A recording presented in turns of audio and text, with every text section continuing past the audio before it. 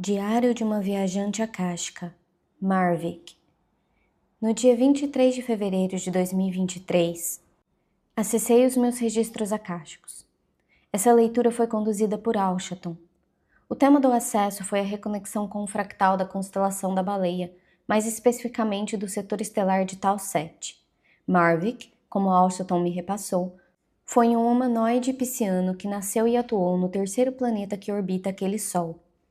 O orbe era predominantemente aquático, porém, apesar de ter uma porcentagem de água maior do que a que encontramos aqui na Terra, a sua atmosfera era relativamente familiar à nossa. Sabemos que passamos, vivemos e estudamos em diversos lugares pelo cosmos. Alguns planetas se tornam grandes universidades, onde nossas passagens são temporárias, não envolvendo necessariamente uma encarnação direta naquele local. Outros são como a Terra, planetas escolas, onde temos a experiência completa. O planeta de Tau 7 era dessa segunda ordem, e Alshaton me explicou que a sua similaridade com a Terra fez com que muitos dos que aqui estão encarnados passassem por aquele lugar como uma forma de treinamento para o que nos esperaria aqui. Afinal de contas, a configuração natural do planeta era similar, embora os aprendizados não fossem tão densos quanto os que experienciaríamos aqui. Vocês podem estar pensando, como um humanoide pisciano poderia estar associado ao que viveríamos na Terra se nosso veículo humano é tão diferente?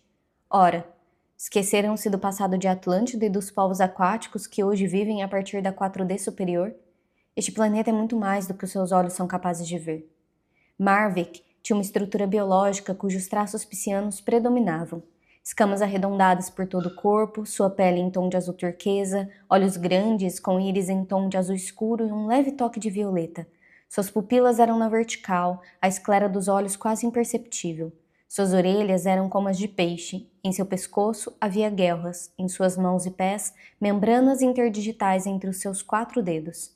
Nariz sem estrutura definida, uma vez que vivia predominantemente na água. Na primeira vez que o vi, ele usava um macacão branco da Confederação. Foi a formatação que passou a assumir depois do cumprimento da sua missão naquele local. Experiências foram vividas e passamos por uma espécie de simulação pré-terra. Estratégias de ascensão foram colocadas em prática em Tau 7. Vale ressaltar aqui o fato de que, pelos arcturianos serem especialistas em estratégias de ascensões planetárias, é extremamente comum que estejam envolvidos nesse tipo de projeto e façam parte das primeiras linhagens a adentrar nessas experiências. Hoje, o orbe em questão já ascensionou.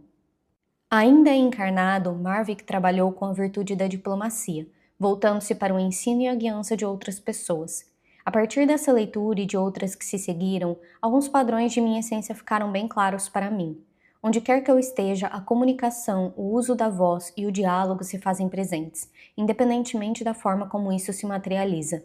O estudo e o ensino permeiam as minhas experiências, não estando vinculados a uma profissão ou missão em específico. Em verdade, dentro de nossos lares, de nossas famílias e dos demais relacionamentos sociais que mantemos, a diplomacia é uma virtude que sempre deve ser buscada a fim de garantir uma convivência harmônica. A telepatia de Marvik era extraordinária e me auxiliaria no desenvolvimento da minha própria telepatia e demais dons mediúnicos, principalmente no que tange aos aspectos psíquicos. Mas ter essa habilidade traz os seus desafios. Marvik sofreu uma série de ataques psíquicos. Ele fez muitas coisas boas e auxiliou na ascensão daquele planeta. Porém, isso foi feito com bastante dificuldade diante de inúmeros obstáculos colocados no seu caminho. No dia desta leitura em particular, eu estava com muita dor de cabeça, reverberando a questão que seria trabalhada nessa parcela de minha consciência.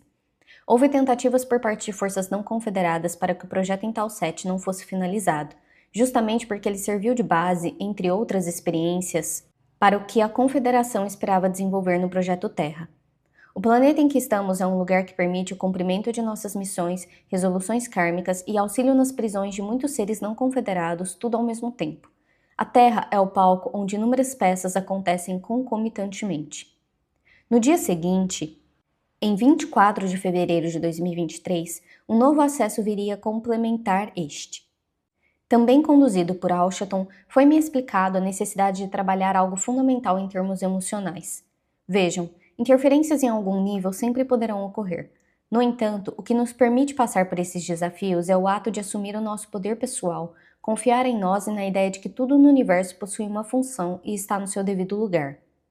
Alshaton trouxe momentos em que, como Larissa, eu me senti insegura ou tive a minha confiança traída. Muitas vezes eu perdi a confiança em mim diante das atitudes ou das críticas de outras pessoas. A perda dessa confiança me trouxe uma sensação constante de insegurança. Quando isso acontece, deixamos de confiar nas pessoas e na vida, e assim desconectamos-nos da virtude da fé.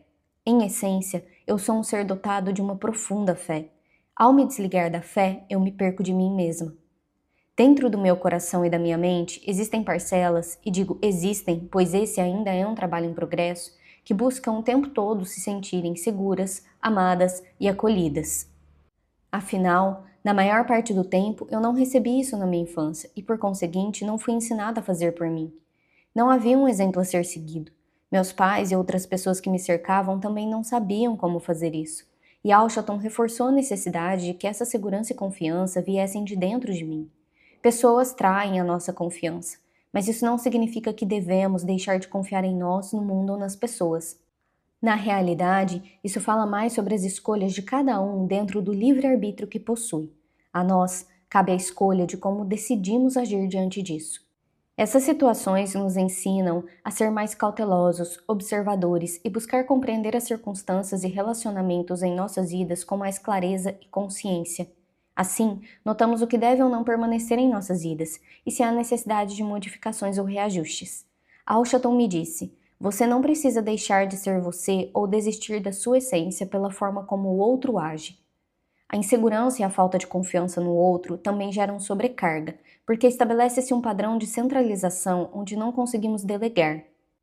Há, então, um acúmulo de atividades e funções. De fato, o outro nunca fará as coisas como nós, porque todos possuem a sua própria maneira de agir, ser, sentir e pensar, única na criação. O trabalho da energia de insegurança permite olhar para o outro com mais calma e tolerância, aceitando que ele não é igual a nós. É preciso recuperar a confiança na nossa própria individualidade e, por conseguinte, na individualidade das pessoas. É recobrar a nossa autossoberania e perceber que o outro é soberano de si. Quantas vezes assumimos votos para conosco dizendo: eu não consigo, eu não sou capaz, eu não sinto, eu não ouço, eu não vejo. Naquela época, Alshaton já me explicava que a mente acelerada não permitia que eu me conectasse adequadamente com o meu sentir. Parece proposital que hoje vivamos num mundo onde há telas para todos os lados e desaprendemos a respirar de maneira consciente. Viver no automático muitas vezes também nos impede de seguir com nossos estudos, prática esta que assessora na construção dessa confiança, ao trazer uma base teórica e conhecimentos capazes de traduzir, ao menos minimamente, o que se passa em nossos corações. Para continuar desenvolvendo os meus dons da melhor maneira possível, os mesmos com os quais Marvick me ajudaria, seria preciso reconhecer a necessidade da autodisciplina e assumir a minha própria essência. Minha infância me trouxe um aprendizado muito importante que busco colocar em prática hoje. Ser soberano de si requer estabelecer limites. Nem sempre isso será prazeroso e definitivamente não agradará a todos. Mas, se feito com respeito, amor e diplomacia, entendemos aos poucos que respeitar as nossas necessidades e o nosso espaço não significa ignorar os que nos cercam. Na prática, é a escolha de colocar o colete salva-vidas primeiro em nós para podermos ajudar os demais. Não podemos mudar o mundo e as pessoas, no entanto, podemos escolher como deixamos que eles nos afetem.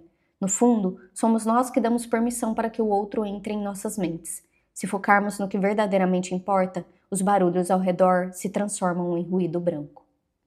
Gratidão.